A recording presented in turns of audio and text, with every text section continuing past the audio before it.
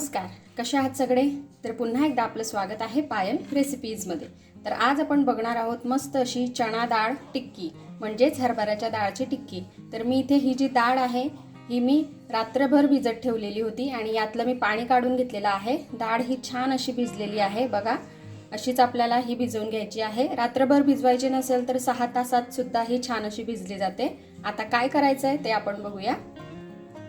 आणि हो, इथे जी मी हरभऱ्याची डाळ घेतली होती ती 1 कप डाळ घेतलेली होती आणि हिला भिजवून ठेवलेली आहे।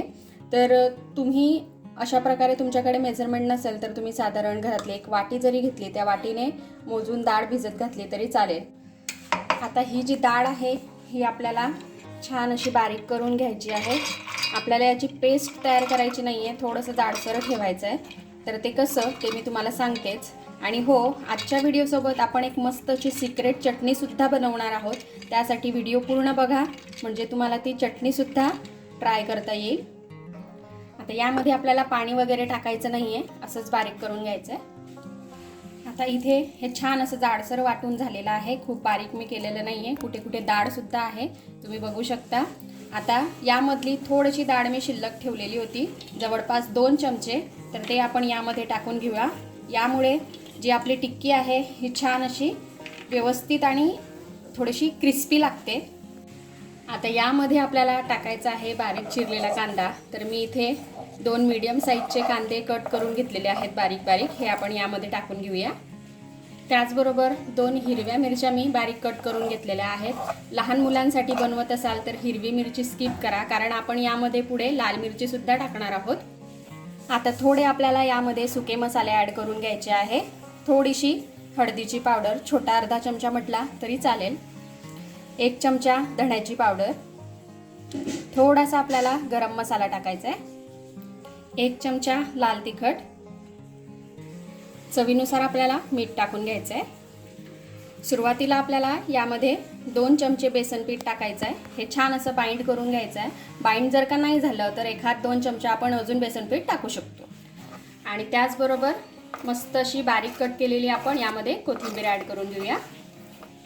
आता हे छान आपण मिक्स करून घेऊ आधी चमच्याच्या साहाय्याने। आणि हो, हे झाल्यानंतर आपण लगेचच एक चटणी बनवणार आहोत, जसं की तुम्हाला मी आधीच सांगितलं मस्त चटणी आहे, व्हिडिओ बघत राहा तुम्ही। तर आता हे सर्व छान असं मिक्स करून झालेलं आहे। तर यामध्ये 2 चमचे बेसन पीठ अगदी परफेक्ट आहे, अजून आपल्याला लागणार नाही आहे। तर आजची जी आपली टिक्की आहे ती अगदी मस्त आहे, त्याचबरोबर जी आपण चटणी बनवणार आहोत तीही खूप मस्त आहे।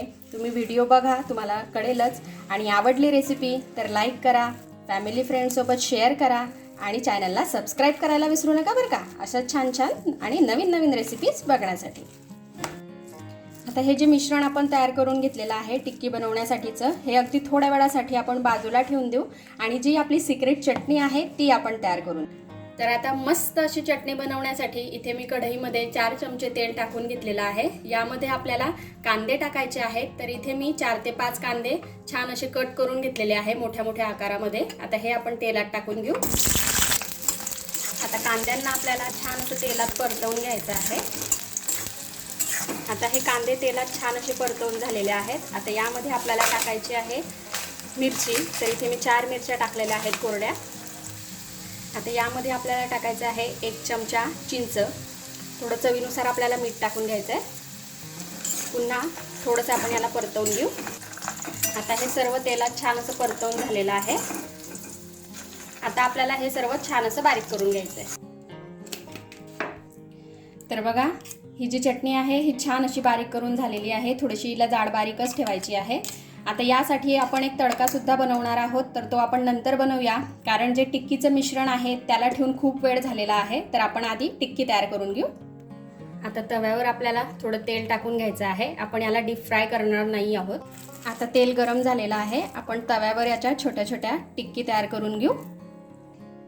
आता थोडंसं मिश्रण आपल्याला घ्यायचं आहे आणि याला छान असं गोल करून घ्यायचं आहे आणि तव्यावर ठेवून अशा प्रकारे पसरवून घ्यायचं आहे, म्हणजे याला टिक्कीचा छान असा गोल शेप येतो।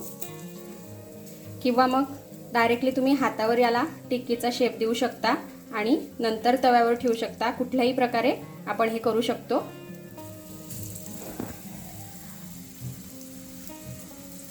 आणि इथे आपल्याला गॅसचा जो फ्लेम आहे तो लो ते मीडियमवरतीच ठेवायचा आहे. लो मीडियमवरती आपल्याला हे छान असे उलटपलट करून शालो फ्राय करून घ्यायचे आहेत.